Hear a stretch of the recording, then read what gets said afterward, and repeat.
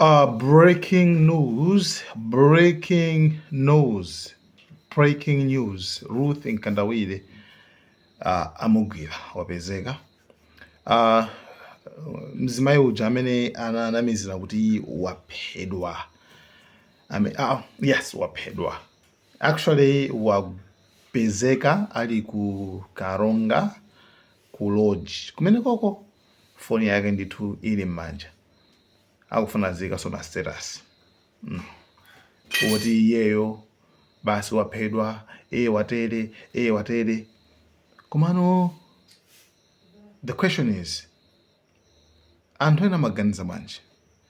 Iyeyo kuganiza kumene anaganizako, actually zonse zimene amapanga amene pajapo, actually it's like amapanga cover up.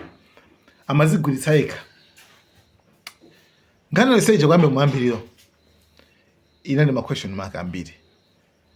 So pakali pano, amugwira ndithu ku Karonga ku lodge, kumene anabisala, kumene amauza anthu kuti iyeyo akuti waphedwa. Yeah, so that's it. So Ruth mkandawire pakali pano ali m'manja ndithu mwa apolisi amanga ndithu. So ma rest in peace aja, basi alibe ntchito. Mkulu ameneyu ndikatakwe ndithu katakwe Ruth mkandawire. Anyway, paliso nkhani pano, kabambe anapitaso kukamuona Sylvester Namiwa amene ndithu wamangidwa.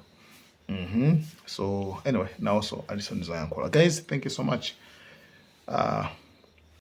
Tinamvetsedwa kuti Anamiwa amangidwa. Anamiwa kumangidwa kwawo kwatidabwitsa chifukwa anapanga mkumano wanthu ankhani mkati mwa wikimo, anafotokoza zosiyana-siyana zoti adindo athe kufotokoza amene zinthu akuzionera ndelero tikumva kuti amangidwa.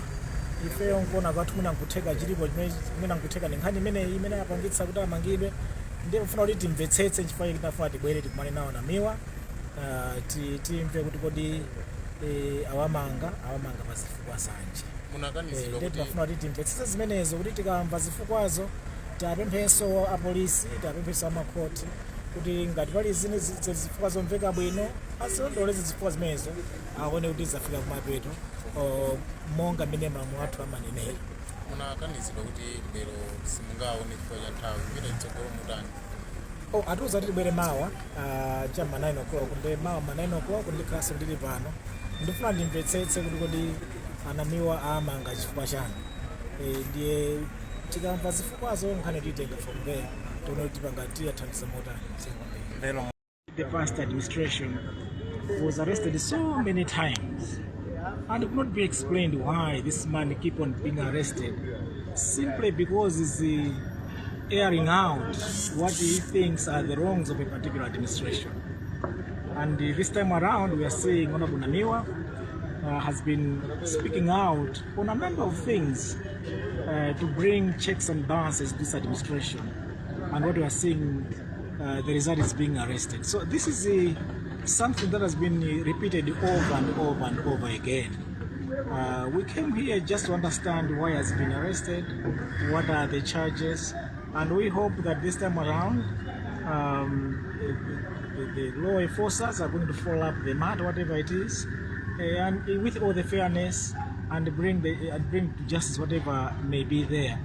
But some of us speculate that it could be the same thing that we have seen over and over again. Maybe today you denied access to see Mr. Namiwa. Moving forward, what will be the plans? Well, they are saying we should come back tomorrow, and I'll be here at 9 o'clock. They're saying they're opening at around 8 o'clock, so I'll be here at 9 o'clock to come and see him, just to understand what the charges are. Now, aside this, today you released a statement in regard to the issues against the Vice President. Basically, what is it that you're highlighting?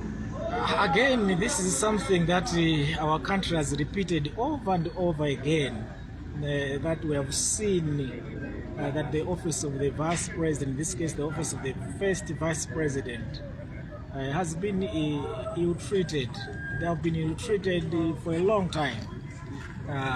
you are all aware what our founding president, Honorable Dr. Klaus Chilima, may he so rest in peace, when he was the vice president of this country, both under DPP as well as under Tonsa Alliance, he was victimized, marginalized, sidelined. It's just like what is happening now. This is completely wrong. Our constitution is being ripped apart in our own eyes, and that's why I issued a statement that what happened was really wrong, and that should not be condoned. Munabwera chakukankhani kuti mubwere nchiyani? Tinamvetsedwa kuti anamiwa amangidwa, kumana anamiwa kumangidwa kwawo kwatidabwitsa chifukwa anapanga mkumano wa ntolankhani mkati mwa wikimu, anafotokoza zosiyana-siyana zoti adindo athe kufotokoza amene zinthu akuzionera, ndelero tikumva kuti amangidwa. Ifeyo nkuona kwathu mwina nkutheka chilipo chimene mwina nkutheka ndi nkhani imeneyi imene apangitsa kuti amangidwe, ndiye kufuna kuti timvetsetse chifukwa chake tinafuna tibwere tikumane nawo anamiwa, timve kuti kodi awamanga pa zifukwa zanje.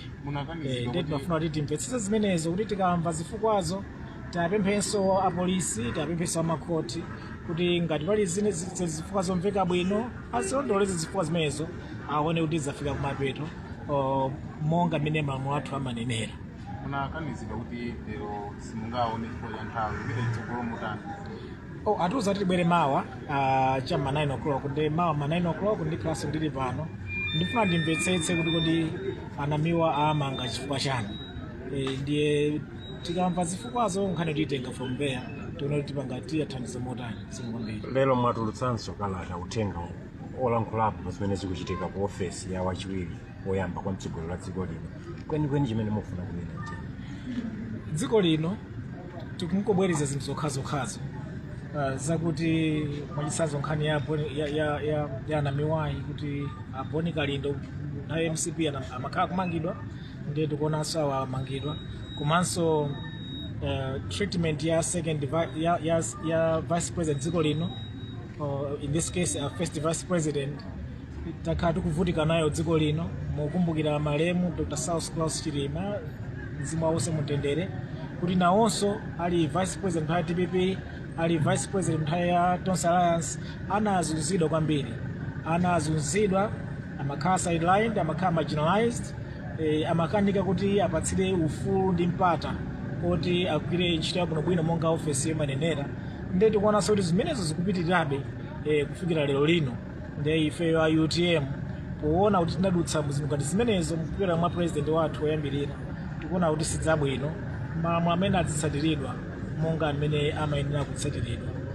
Komanso first vice president ndi Amai, ndi nthawi zinaso munthu umatha mafunso olabwika chifukwa cha Amai, timatha kunena kuti asankha pa udindo kumasalaso amayiwo kuti nthawi yoti agwire ntchito osapatsa mwayi woti athe kugwira ntchito yabwinobwino, kodi Amayi adzikula natani. Chimenechi chodetsa nkhawa kwambiri kwa ine komanso kwa ife ambiri amene tili Amalawi ndi tonse amene tili a UTM. Zikomo kwambiri. Malawi and cameras.